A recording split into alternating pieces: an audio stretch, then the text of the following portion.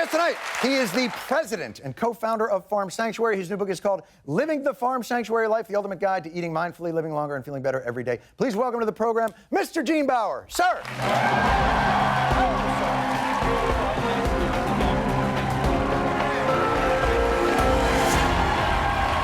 Thank you for being here. Thank you. Thank you. I'm delighted to see you here. You guys do incredible work. But before we get into the whole thing on Living the Farm Sanctuary Life, the book, explain just very briefly, what is Farm Sanctuary? Farm Sanctuary is an organization that works to protect farm animals from the cruelty of factory farming. Mm-hmm. We operate sanctuaries where the animals get to live out their lives. And these are animals that have literally been thrown in trash cans or on piles of dead animals. And so we just take care of them. They're our friends, not our food. And we encourage people just to think about the way we live and eat and to make more mindful choices.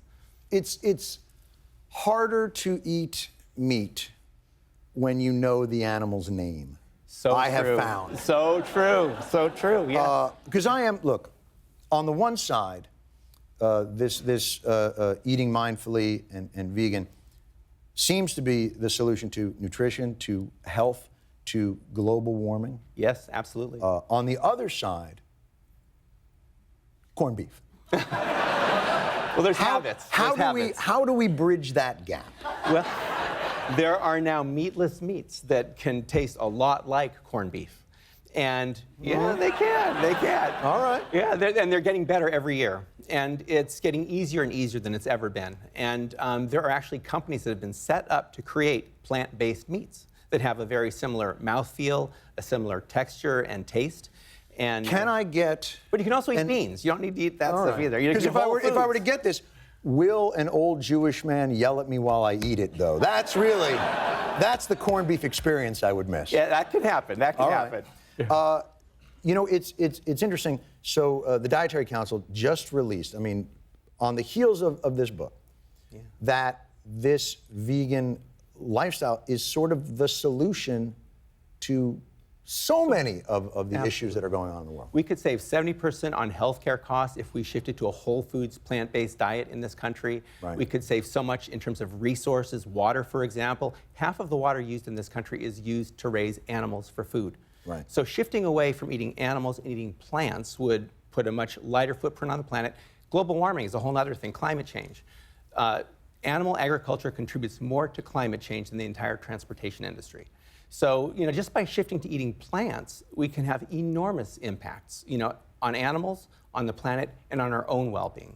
You know, here's what I love about this book, though. It's not, you know, I think sometimes those who have adopted this lifestyle can sometimes get a little sanctimonious, or sometimes like... We're a passionate group, for sure. Very passionate, but can really give you the once-over if they catch you throwing down a little bit of, you know, what you call bacos. I guess you call them bacos. There are actually bacos are vegan, believe it or not.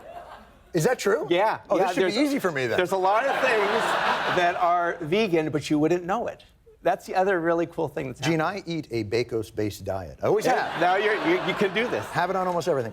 But what I like about it is you take into account it's pragmatic. Yeah. You take into account that this is not an easy transition for people, that we have been raised on a certain thing.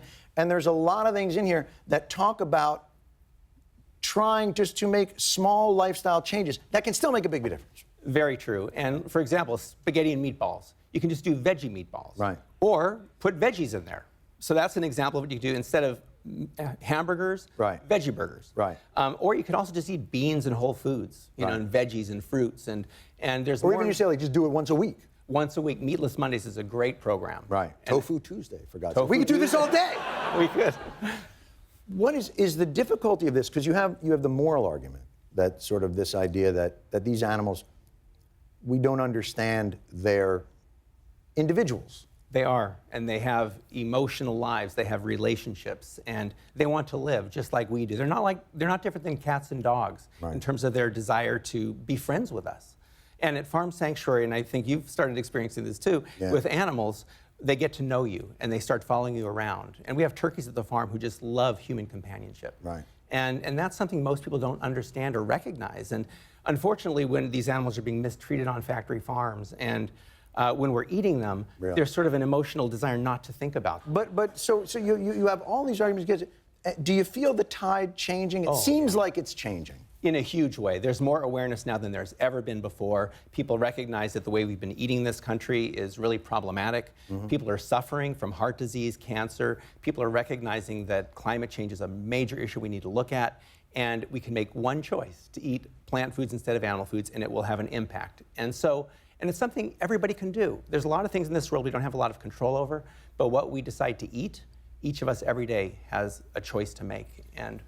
And that's maybe the one thing that's difficult, people, is it would seem overwhelming. Like, do you have to cook? You know, the one thing that we've been able to do in the society is make things convenient. Yes. You can drive up and get just poison in a box, but it's what we got. It's Poison fast. in a box. And it, you know, will this lifestyle be able to compete, or will it ever be able to compete, if it doesn't have that same kind of convenience, or is that the next wave? Is that the next thing that's coming? I think the convenience is coming. You have vegan fast food restaurants now that are being established around the country. You have vegan meatless meats, vegan dairy products. You got to come up with a better thing than meatless meats, because that just in terms of sloganeering, we got to do. So good.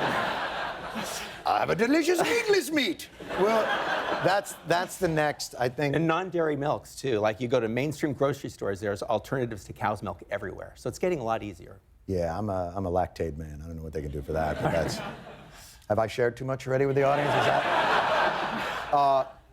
It's really a terrific book. It lays it out so simply and incredibly, and then tons of great recipes. I really appreciate it. You guys are doing phenomenal work at Farm Sanctuary, and this book is great as well. So get it!